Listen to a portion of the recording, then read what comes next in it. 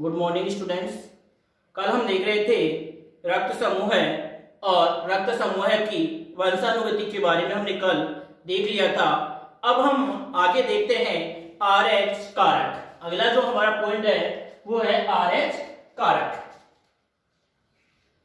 RH कारक, RH जो कारक है इसकी जो खोज है वो की है किसने? लैंडस्टीनर और वीनर ने। किसने की है? लैंडस्टीनर और वीनर ने की है RH कारक की खोज।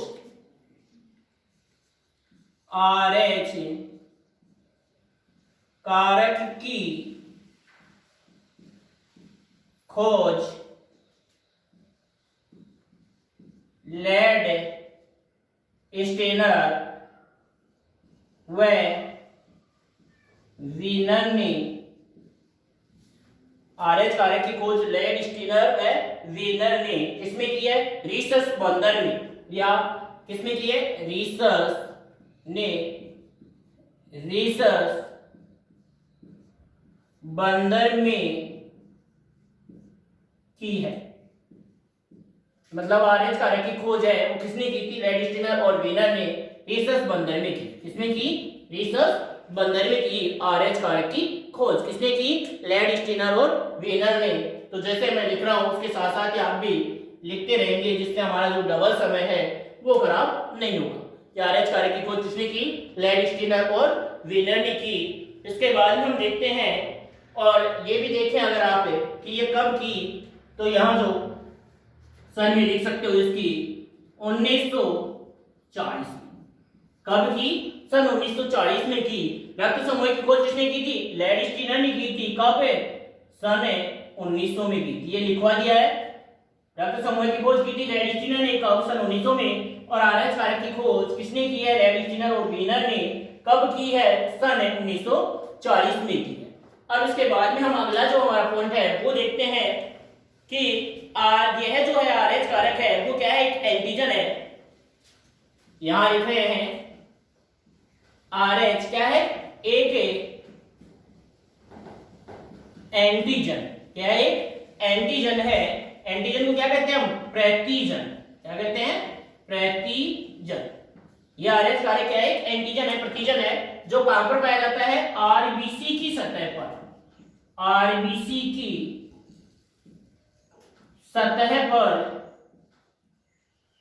पाया जाता है। RBC की सतह पर पाया जाता है। मतलब RH कारक क्या है? कि एंटीजन है जो RBC की सतह पर पाया जाता है। फिर इसमें जो एंटीजन RH, जिसमें RH एंटीजन पाया जा रहा है उसको बोलते हैं RH पॉजिटिव, RH धनात्मक। और जिसमें ये RH कारक जो एंटीजन है वो नहीं पाया जाता है उसे बोलते हैं RH ऋणात्मक। देखो तो अगली लाइन में लिखना, जिसमें RH एंटीजन पाया जाता है, जिसमें RH एंटीजन पाया जाता है उसे RH पॉजिटिव या इसको बोलते हैं क्या?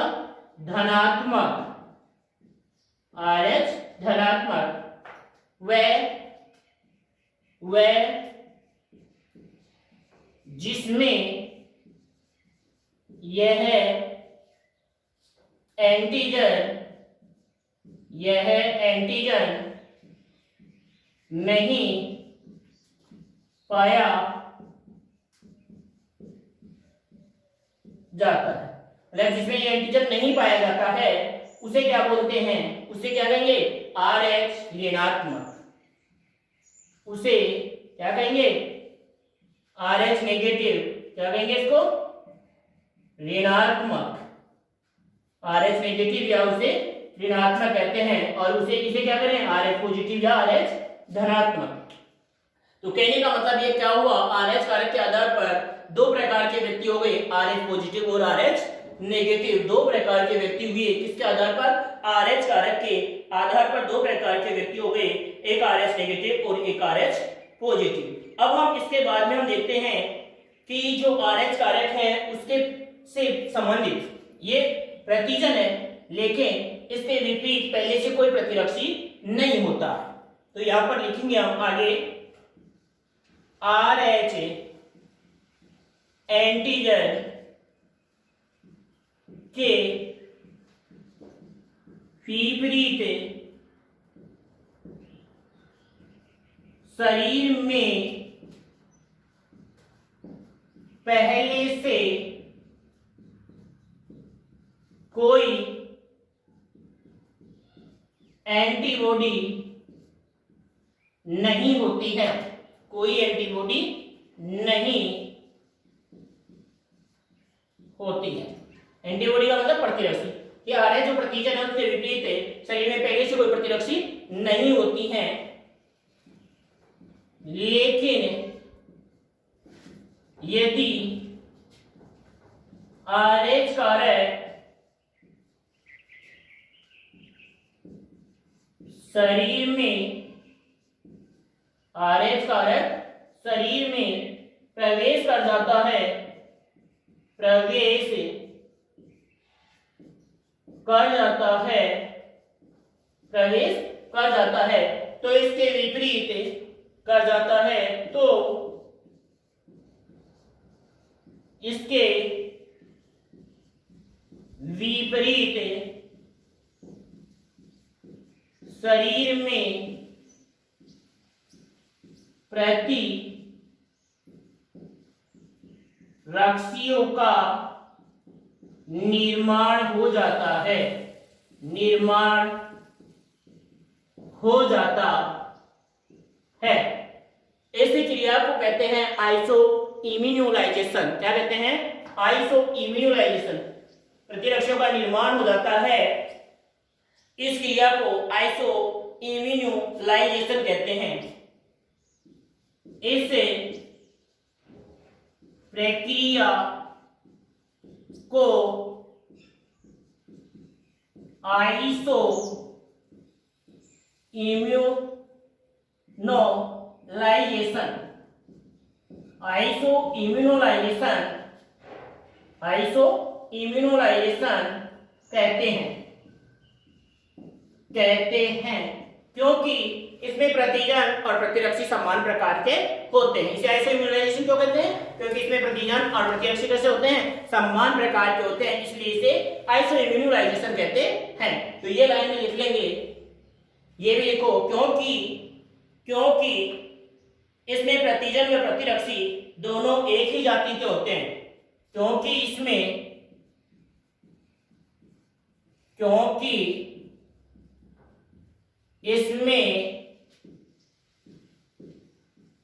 प्रतिजन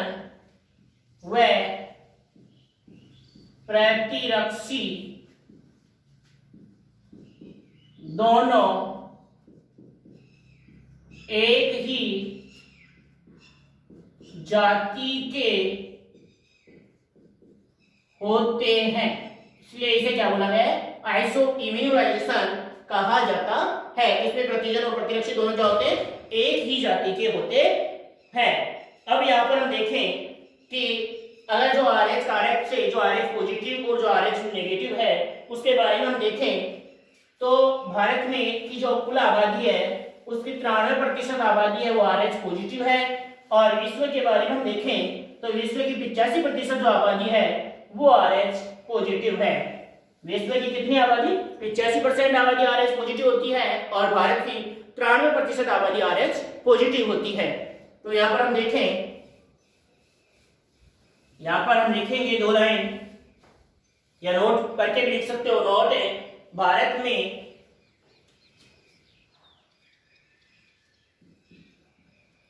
भारत में 93% लोग RH पॉजिटिव हैं।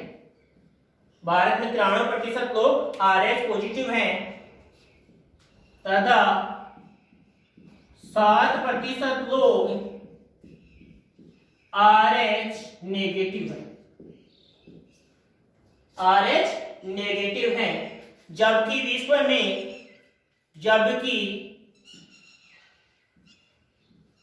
विश्व में 85% लोग, विश्व में 85% लोग RH पॉजिटिव हैं तथा 15% लोग 15% लोग RH नेगेटिव। ये दोनों लाइन लिख लेंगे आप कि भारत में 93% लोग RH पॉजिटिव हैं और 7% नेगेटिव हैं। लेकिन विश्व के बारे में अगर हम चर्चा करते हैं तो जो हमारा पूरा विश्व है, उस विश्व में जो हम देखें तो विश्व की जो कुल आबादी है उसमें से कितने परसेंट लोग, जो 7% लोग हैं हमारे विश्व में, 85% लोग हैं वो पॉजिटिव हैं और 15% लोग हैं वो क्या होते हैं, इसके नेगेटिव होते हैं। अब इसके बाद में हम आगे चर्चा करें तो इसके जो कारक हैं उनके बारे में हम देखते हैं कि ये किस प्रकार से कार्य करता है। तो इस प्रकार RH कारक के कारण जो रुधिर वर्ग हैं वो कितने प्रकार के हुए उनके बारे में देखते हैं। तो हमने पहले रुधिर वर्ग एंटीजन और एंटीबॉडी के आधार पर 4 प्रकार के देखे। एंटीजन और एंटीबॉडी के आधार पर कितने प्रकार के रुधिर वर्ग थे, 4 प्रकार के। लेकिन अब RH कारक के कारण, किसके कारण, RH कारक के कारण हमारे जो ब्लड ग्रुप हैं वो कितने हो गए, 8 हो गए। कितने हो गए, 8 प्रकार के ब्लड ग्रुप हो गए। तो उनके बारे में देखते हैं हम कि कौन सा ब्लड ग्रुप है और उसमें कौन सी प्रतिशत पाई जाती है, वो देखते हैं हम। तो देखें अभी एक तरफ तो लिखेंगे हम क्या, ब्लड ग्रुप, और एक तरफ लिखेंगे उसमें पाई जाने वाली प्रतिजन। एक तरफ तो लिखेंगे हम क्या, तो आगे ये लाइन लिख लें इस प्रकार, 4 रुधिर वर्ग से इससे प्रकार 4 रुधिर वर्ग से 8 रुधिर वर्ग बनते हैं। इस प्रकार 4 रुधिर वर्ग थे, उनसे कितने रुधिर वर्ग बने, 8 रुधिर वर्गों का निर्माण हो गया। कितने रुधिर वर्गों का निर्माण हुआ, 8 रुधिर वर्गों का निर्माण हो गया। तो ये जो 8 रुधिर वर्ग हैं वो किस प्रकार से बन रहे हैं उसके बारे में हम देखते हैं कि ये 8 रुधिर वर्ग है उनका निर्माण किस प्रकार से हो रहा है, वो देखते हैं हम। तो देखेंगे आगे कि ये जो 8 रुधिर वर्ग है कौन से, तो एक तरफ तो लिखेंगे हम रुधिर वर्ग और एक तरफ लिखेंगे उसमें पाई जाने वाली क्या, प्रतिजन या एंटीजन। तो देखो यहां लिख रहा हूं मैं क्या, रुधिर वर्ग, रुधिर वर्ग, और इस तरफ क्या लिखूंगा, इसमें पाई जाने वाली प्रतिजन, जिसको हम क्या कहते हैं, एंटीजन भी कहते हैं। क्या कहते हैं उसको हम, एंटीजन। क्या कहते हैं, एंटीजन भी कहते हैं। तो यहाँ पर रुधिर वर्ग हम देखें तो 8 प्रकार के कौन कौन से रुधिर वर्ग हैं वो देखते हैं हम। तो यहाँ पर सबसे पहला जो रुधिर वर्ग है हमारा वो है A पॉजिटिव, दूसरा रुधिर वर्ग है A नेगेटिव, तीसरा रुधिर वर्ग है B पॉजिटिव, चौथा रुधिर वर्ग है B नेगेटिव, और पांचवा जो रुधिर वर्ग है वो है AB पॉजिटिव और फिर AB नेगेटिव और फिर O पॉजिटिव और फिर O नेगेटिव। ये हमारे पास 8 रुधिर वर्ग हो गए। क्या हो गए, हमारे पास 8 रुधिर वर्ग हो गए।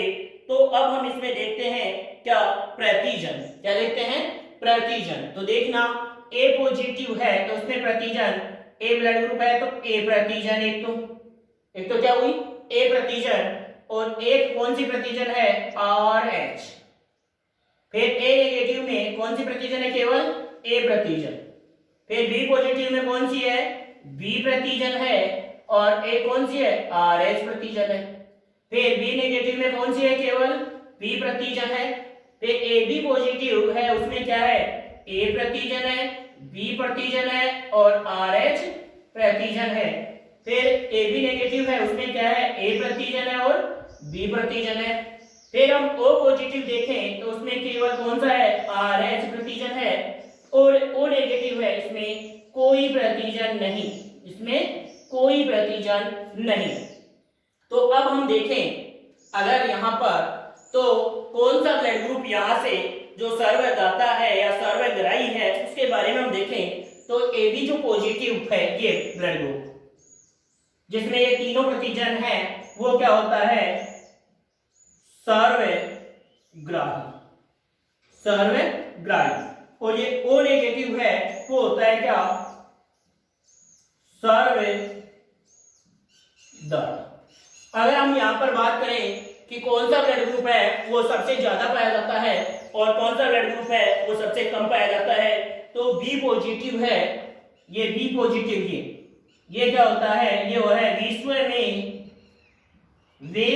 में क्या है ये सर्वाधिक विश्व में सर्वाधिक ये क्या पाया जाता है विश्व में सर्वाधिक पाया जाता है। और अगर हम देखें कि सबसे कम कौन सा है तो ओ नेगेटिव जो सर्वदाता है वो होता है विश्व में सबसे कम विश्व में सबसे कम जो ब्लड ग्रुप है वो कौन सा होता है ओ नेगेटिव वाला होता है जो सबसे कम पाया जाता है कि विश्व में सबसे कम मात्रा में जो पाए जाने वाला ब्लड ग्रुप है वो कौन सा होता है ओ नेगेटिव और सबसे ज्यादा पाया जाने वाला है कौन सा बी पॉजिटिव जो विश्व में सर्वाधिक मात्रा में पाया जाता है। यहां से इस टेबल से भी प्रश्न पूछा जा सकता है कि कौन सा ब्लड ग्रुप है उसमें कौन सा प्रतिजन होता है। जैसे दे दिया कि ए पॉजिटिव ब्लड ग्रुप है उसमें कौन कौन से प्रतिजन होते हैं तो क्या आएगा यहाँ पर हमारा ए और RH। अगर ए नेगेटिव है तो केवल क्या होगा ए। अगर यहाँ पर बी पॉजिटिव है तो बी और RH या ये विश्व में सर्वाधिक मात्रा में पाया जाने वाला प्रतिजन ये सॉरी ब्लड ग्रुप है तो कौन सा होगा बी पॉजिटिव। कौन सा होगा बी पॉजिटिव। और अगर सबसे कम मात्रा में पाए जाने वाला ब्लड ग्रुप पूछ ले तो वो होगा कौन सा ओ नेगेटिव। कौन सा होगा ओ नेगेटिव जो ब्लड ग्रुप है वो सबसे कम मात्रा में पाए जाने वाला ब्लड ग्रुप होता है। तो ये सारणी है वो आप देख लें और अंकित कर लें। उसके बाद में हम देखते हैं आगे कि ये जो ब्लड ग्रुप्स हैं उनके बारे में हम देखें तो ये किस प्रकार से जो कार्य कर रहे हैं ये सारणी देख लें आप सभी एक बार।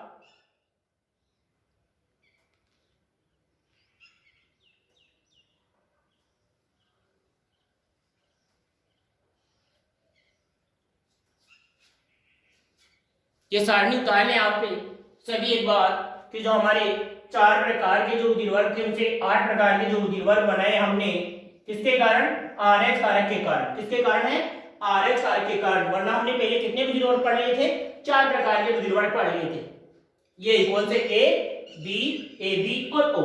लेकिन अब किसके कारण पढ़ रहे हैं हम RH कारक के कारण। ये 4 रुधिर वर्ग है वो कितने बनाते हैं 8 रुधिर वर्ग बनाते हैं किसके कारण RH कारक के कारण। तो ये सारणी है वो आप सभी बना लें। उसके आगे हम देखते हैं कि ये किस प्रकार से ये जो RH कारक है उसके कारण जो असामान्यता हमारे लिए जो उत्पन्न होती है वो किस प्रकार से उत्पन्न होती है और किस प्रकार से वो कार्य करती है उसके बारे में देखते हैं। तो आगे ये सारणी उतार ली तो उससे आगे हम देखते हैं। देखो आगे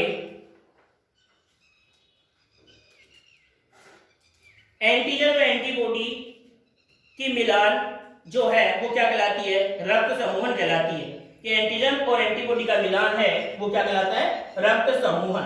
क्या कहलाता है रक्त समूहन। एंटीबॉडी और एंटीजन अगर मिल जाएं तो उसके कारण क्या हो जाता है रक्त समूहन हो जाता है रक्त जम जाता है और व्यक्ति की मृत्यु भी हो सकती है। तो एंटीजन और एंटीबॉडी का मिलान क्या कहलाता है रक्त समूहन कहलाता है। तो ये लाइन लिखेंगे अब क्या एंटीजन व एंटीबॉडी की मिलान रक्त समूहन कहलाती है। एंटीजन व एंटीबॉडी की मिलान रक्त समूहन कहलाती है। समूहन कहलाती है। रक्त समूहन कहलाती है। एंटीजन और एंटीबॉडी जो मिलान करते हैं वो क्या क्या क्या कहलाती है, रक्त समूहन कहलाती है। अब यहाँ पर देख रखा हूं मैं आपको कुछ चीजें जो हैं वो बता रहा हूं क्या कि RH कौन सा व्यक्ति, मैं यहाँ लिख रहा हूं RH पॉजिटिव को रक्त दे सकता है या नहीं दे सकता वो बताएंगे हम। फिर RH नेगेटिव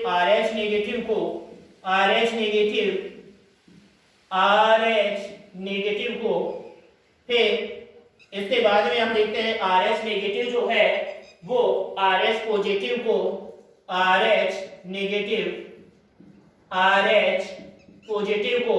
उसके बाद में देखते हैं RH पॉजिटिव नेगेटिव। ये हमारे पास जो चार संभावनाएं हैं कि कौन सा व्यक्ति है किसे रक्त दे सकता है, कौन सा व्यक्ति है वो किसे रक्त नहीं दे सकता। तो इसमें हम देखेंगे पॉजिटिव को क्या कर सकता है, रक्त दे सकता है। तो यहाँ पर हम लिखेंगे कि RH पॉजिटिव को रक्त दे सकता है। ये दोनों में प्रतिजन समान है इसलिए वो रक्त दे सकता है। नेगेटिव वाला नेगेटिव को दे सकता है क्योंकि दोनों में ही प्रतिजन नहीं है, RH कारक दोनों में ही नहीं है, इसलिए ये भी क्या है RH नेगेटिव को रक्त दे सकता है। फिर आगे हम देखें कि नेगेटिव वाला है वो पॉजिटिव को दे सकता है क्योंकि इसमें कोई प्रतिजन नहीं है, इसमें प्रतिजन है, कोई दिक्कत नहीं, नेगेटिव वाला पॉजिटिव को दे सकता है। तो RH पॉजिटिव को रक्त दे सकता है। लेकिन अब RH पॉजिटिव है, इसमें क्या है, यहाँ पर प्रतिजन है। क्या इसमें प्रतिजन है। अब इसमें प्रतिजन नहीं, अगर ये प्रतिजन इसमें जाएगी तो क्या बन जाएंगे, प्रतिरक्षी बन जाएंगे। और यहाँ पर क्या कर रहे हैं, प्रतिजन में प्रतिरक्षी का मिलान क्या हो जाएगा, रक्त समूहन हो जाएगा। एंटीजन को प्रतिजन कहते हैं, एंटीबॉडी को प्रतिरक्षी कहते हैं। इनका क्या हो जाएगा, मिलान हो जाएगा, और मिलान से क्या हो जाएगा, समूहन हो जाएगा, और उससे व्यक्ति क्या हो जाएगी, मृत्यु हो जाएगी। इसलिए क्या है, RH पॉजिटिव व्यक्ति कोई भी है वो RH नेगेटिव व्यक्ति को रक्त नहीं दे सकता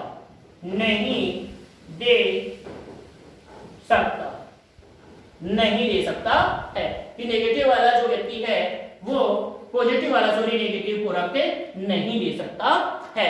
ये देखिए हमने यहाँ पर कि कौन किसको रक्त दे सकता है उसके बारे में देखा, तो इसको उतार लेंगे जल्दी से। फिर आगे हम देखते हैं कि इसके कारण RH नेगेटिव है उसके शरीर में अगर RH पॉजिटिव के विपरीत जो प्रतिरक्षी निर्माण हो जाता है उसके कारण जो है सामान्यता उत्पन्न होती है, वो कैसी होती है उसके बारे में हम पढ़ते हैं, जिसको बोलते हैं इरिथ्रोब्लास्टोसिस फीटेलिस। इसे क्या बोलते हैं, इरिथ्रोब्लास्टोसिस फीटेलिस। तो यहाँ पर हम आगे देखें, ये तो बता रहा हूं, उसके आगे हम देखेंगे क्या कि क्योंकि RH नेगेटिव के शरीर में अगर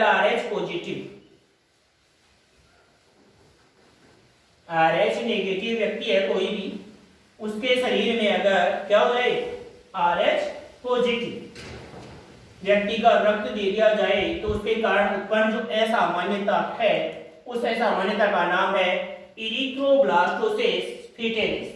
असामान्यता का नाम इरिथ्रोब्लास्टोसिस फीटेलिस। तो यहाँ पर हम लिखेंगे, यहाँ पर इसमें आगे लिखेंगे क्या कि RH नेगेटिव के शरीर में RH नेगेटिव के शरीर में RH नेगेटिव के शरीर में RH पॉजिटिव रक्त चढ़ा दिया जाए तो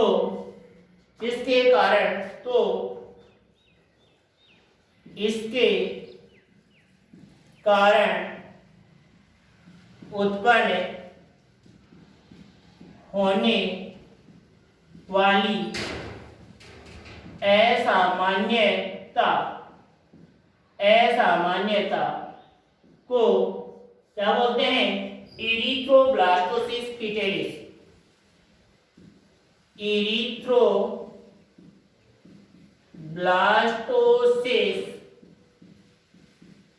फीटेलिस। इरिथ्रोब्लास्टोसिस फीटेलिस कहते हैं। ये हो गया।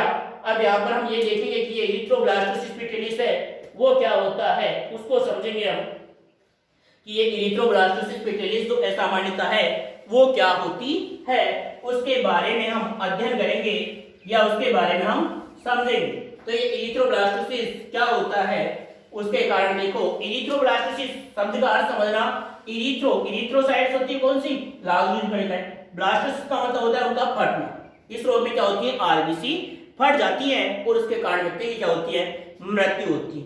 इसे समझने के लिए क्या दिया गया है? एक उदाहरण दिया गया। क्या दिया गया है? एक उदाहरण दिया गया है कि ध्यान देना। यहाँ पर मैं एक चित्र बना रहा हूं, समझने के लिए बना रहा हूं कि आपको याद रहे।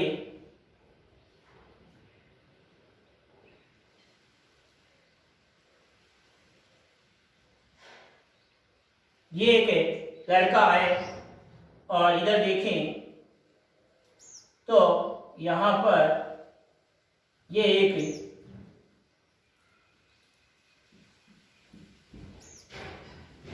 लड़की, ये क्या है? लड़का और ये क्या है? लड़की। अब ध्यान देना, अगर माना ये जो लड़का है वो क्या है? पॉजिटिव और ये लड़की क्या है? नेगेटिव। और इन दोनों का क्या हो गया? विवाह। क्या हुआ? इनका विवाह हुआ कि एक RH नेगेटिव स्त्री है उसका विवाह किससे हो जाता है? RH पॉजिटिव पुरुष से हो जाता है। हम इसे पुरुष और स्त्री भी कह सकते हैं। अब इनका विवाह हुआ तो विवाह होने के बाद में संगम हुआ। तो अब क्या हो रहा है कि ये जो लड़की है, ये जो लड़की है, इसमें क्या हुआ कि इसके गर्भ में एक शिशु है और वो शिशु क्या है? RH positive. क्या है वो शिशु? RH पॉजिटिव है। शिशु क्या है यहाँ पर? RH positive. तो पहला जो इसका शिशु है वो क्या हो जाएगा? सामान्य जन्म लेगा। क्या होगा? सामान्य जन्म लेगा। लेकिन यही कौन सा शिशु है? ये प्रथम शिशु। क्या है? प्रथम शिशु। प्रथम शिशु है इसका, वो सामान्य जन्म लेगा। लेकिन फिर हम क्या देख रहे हैं यहाँ पर? इसका पहला शिशु है वो सामान्य जन्म ले रहा है। लेकिन अब क्या कह रहे हैं यहाँ पर? अगर यही महिला है वो दूसरी बार गर्भ धारण करती है, यही महिला है वो क्या कर रही है? दूसरी बार भी गर्भ धारण कर रही है और अब की बार भी जो गर्भ में इसमें शिशु है वो क्या है? पॉजिटिव ही है। क्या है वो शिशु? पॉजिटिव ही है। तो अब की बार क्या होगा? ये प्रथम था और ये क्या है? दूसरा। इसका कौन सा शिशु है? दूसरा शिशु है। तो इस दूसरे शिशु की क्या होगी? गर्भकाल में ही क्या हो जाएगी? मृत्यु। गर्भकाल में क्या हो जाएगी? मृत्यु हो जाएगी। मृत्यु हो जाए। उस असामान्यता को क्या कहते हैं? इरिथ्रोब्लास्टोसिस फीटेलिस कहते हैं। इसी असामान्यता को नाम दिया गया है क्या? Erythroblastosis fetalis.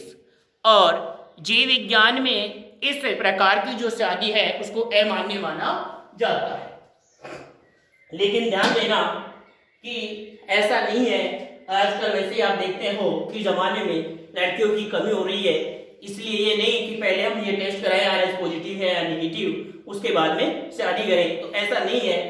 आजकल जो वैज्ञानिक हैं उन्होंने इसका इलाज क्या कर दिया है? खोज दिया है। इसका इलाज संभव है कि क्या हो, अगर पहला जो शिशु हो रहा है, पहला जो शिशु उसका था गर्भ धारण के समय और RH पॉजिटिव था, माता नेगेटिव है, तो उसे क्या होता है? प्रसव के दौरान 72 घंटे पूर्व क्या होता है इसका इलाज? प्रसव के दौरान 72 घंटे पूर्व कि प्रथम प्रसव के दौरान, प्रथम प्रसव के 72 घंटे पूर्व क्या किया जाता है, इंट्रावेनस एक जो प्रतिजन एंटीबॉडी होता है उसका इंजेक्शन लगाया जाता है। किसका?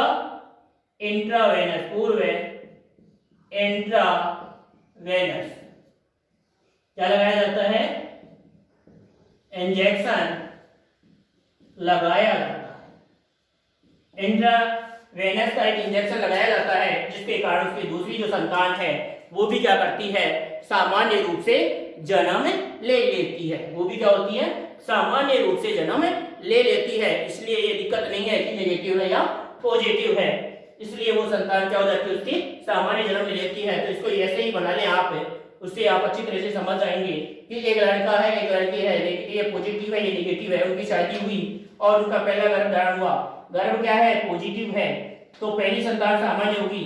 दूसरी बार गर्भ धारण हो रहा है और दूसरी बार भी गर्भ पॉजिटिव है, तो उसका गर्भ काल में ही शिशु की हो जाएगी, मृत्यु हो जाएगी। इसका इलाज करें, उपचार के लिए तो क्या करेंगे, प्रथम प्रसव के 72 घंटे पूर्व इंट्रावेनस इंजेक्शन लगाया जाता है, जिससे उसकी दूसरी संतान है वो भी क्या होगी, सामान्य जन्म ले लेती है।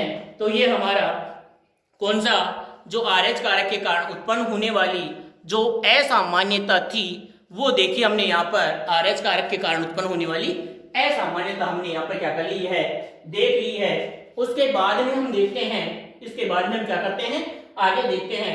एक मैं यहाँ पर ये बता रहा हूँ, जैसे हमने क्या देखा, ब्लड ग्रुप देखा आरएच कारक के कारण ही। तो मैंने अभी एक बार जनरल साइंस में एक प्रश्न आया हुआ है कंपटीशन एग्जाम में कि एक व्यक्ति जिसकी क्या हो गई, दुर्घटना हो गई, क्या हो गई, उसकी दुर्घटना हो गई और दुर्घटना के कारण उसका अत्यधिक क्या हो गया, रक्त बह गया। अब जांच का समय नहीं है, तो बिना जांच किए उसे कौन सा रक्त चढ़ाया जाए, कौन सा रक्त चढ़ाया जाए। तो अभी हमने नॉर्मल पहले पढ़ा था, उसके में तो हम कौन सा चढ़ाएंगे बताओ, O positive, sorry O blood group. हमने पॉजिटिव नेगेटिव पता ही नहीं, कौन सा चढ़ाएंगे, ओ, क्योंकि ओ को हमने क्या कहा था, सर्वदाता। लेकिन अभी हमने आरएच कारक के कारण देखा तो सर्वदाता कौन सा है, ओ नेगेटिव। कौन सा है, ओ नेगेटिव। ओ नेगेटिव व्यक्ति है वो किसी को भी रक्त दे सकता है, सर्वदाता है। इसलिए उस व्यक्ति को अगर हम ओ नेगेटिव चढ़ा दें तो वो व्यक्ति बच सकता है। तो ऐसा प्रश्न कंपटीशन एग्जामों में भी इससे संबंधित पूछा जाता है। तो ये हमारा जो आरएच कारक था वो क्या हुआ, आज कंप्लीट हुआ। उसके बाद में जो आगे हम देखेंगे रक्त स्कंदन, क्या देखेंगे, रक्त स्कंदन, जो हमारे शरीर की सुरक्षात्मक प्रणाली है, हमारे शरीर की एक सुरक्षात्मक प्रणाली है, उसी के कारण हम बच रहे हैं। क्योंकि हमारे शरीर में अगर कहीं भी लीकेज, कहीं भी चोट हो जाती है तो क्या होता है, रक्त बहना रुक जाता है, स्वतः ही रुक जाता है। ये एक प्राकृतिक और सुरक्षात्मक प्रणाली है हमारी। अगर बहना नहीं रुके तो क्या हो जाएगा, व्यक्ति की मृत्यु। और जिसमें नहीं रुकता है उसमें एक रोग होता है, वो रोग होता है हीमोफीलिया।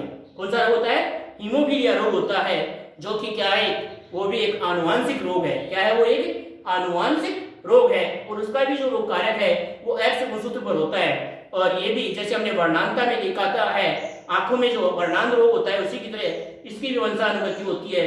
इसके जो माता है वो ज्यादातर वाहक होती हैं और पुरुष इस रोग से क्या होते हैं, ग्रसित होते हैं। तो इसके बारे में भी हम डिटेल से देखेंगे कि ये किस प्रकार से वंशानुगत करता है। तो आज हम इतना ही देखते हैं। अगले वीडियो में हम रक्त स्कंदन देखेंगे और उसके कारण जो असामान्यता हीमोफीलिया है जिसमें स्कंदन नहीं होता है उसके बारे में पढ़ेंगे। रक्त स्कंदन कितने चरणों में होता है उसके बारे में हम डिटेल से पढ़ेंगे। तो आपको ये वीडियो किस प्रकार का लगा, कैसा लगा, आप कमेंट्स करके हमें जरूर बताएं।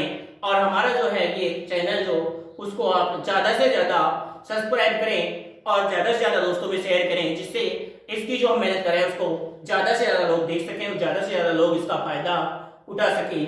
आज के वीडियो में इतना ही काफी है। अब हम आगे देखेंगे कल अगले वीडियो में। जय हिंद, जय भारत।